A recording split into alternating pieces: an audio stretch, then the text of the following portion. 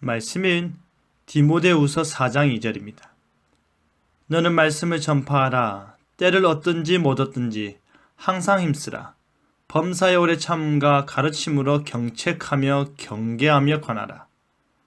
사도 바울은 초대교회 당시 네로 황제의 박해로 인해 고통 중에 있는 교회들을 걱정하였습니다. 당시 교회는 극심한 핍박으로 불안과 공포 속에 평안을 찾을 수가 없었기 때문입니다. 바로 그때 사도 바울은 복음의 중요성을 다시금 그들에게 상기시키며 복음 안에 참된 위로와 평안을 누리도록 권면하는데요. 전파되는 말씀이라는 제목으로 말씀이 주는 교훈을 함께 나누겠습니다. 사도 바울은 디모데에게 너는 말씀을 전파하라 권면하면서 주께서 우리에게 분부하여 맡기신 그 복음을 사람들 앞에서 담대하게 거리낌 없이 전하라 합니다. 그 복음이 어떻게 우리에게 주어졌는지, 그 복음이 무엇을 우리에게 말하고 있는지, 그 복음이 무엇을 우리에게 요구하는지를 거침없이 전하라는 것입니다. 바로 그 일을 위해 항상 준비된 자세로 때를 얻든지 못 얻든지 상황이 좋든지 나쁘든지 하나님의 말씀을 충분히 전할 수 있도록 준비하라는 말입니다. 그뿐 아니라 그 말씀을 오래 참음과 가르침으로써 경책하고 경계하고 권하라고 합니다. 우리가 잘 알듯이 하나님의 복음이 전파되고 선포될 때에 모든 사람들이 그 복음의 초대에 단번에 긍정적으로 반응하고 순종하지 않습니다.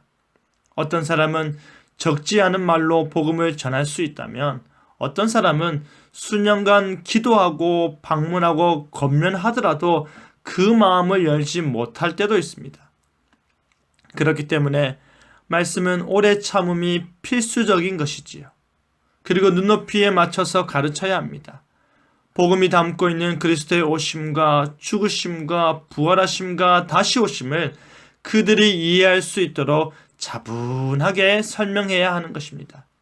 그렇다면 구원의 복음을 가르치는 자세는 어떠해야 합니까?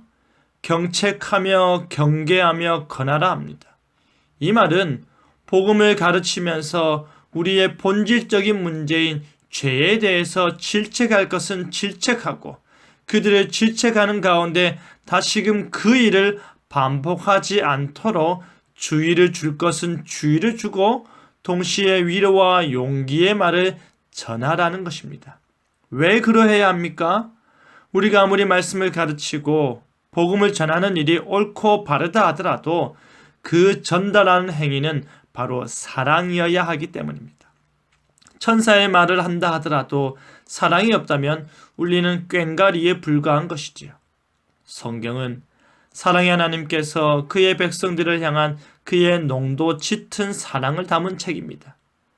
하나님의 감동으로 기록된 모든 성경은 구원에 이르는 지혜를 우리에게 전하여 주는 것입니다.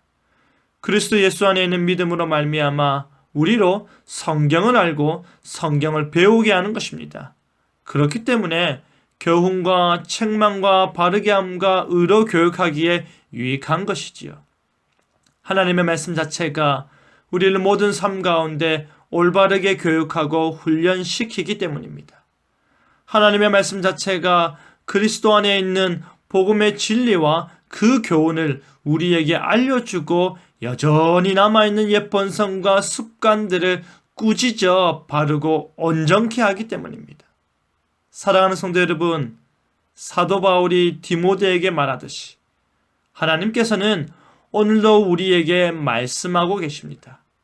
하나님께서는 오늘도 우리에게 그의 마음을 전하고 계십니다. 그 말씀이 우리를 질책하고 그 말씀이 우리를 교정하고 그 말씀이 우리를 위로하고자 합니다. 하나님께서는 항상 준비되어 계시고 하나님께서는 항상 우리의 귓가에서 말씀하고 계십니다. 우리가 귀를 열고 듣기만 하면 되는 것입니다. 우리가 눈을 뜨고 말씀을 읽기만 하면 되는 것입니다. 우리가 마음을 열고 그 교훈을 받아들이기만 하면 되는 것입니다. 그리하여 그 전파되는 말씀을 항상 아멘으로 듣고 화답하는 저와 여러분 되기를 간절히 바랍니다. 아멘.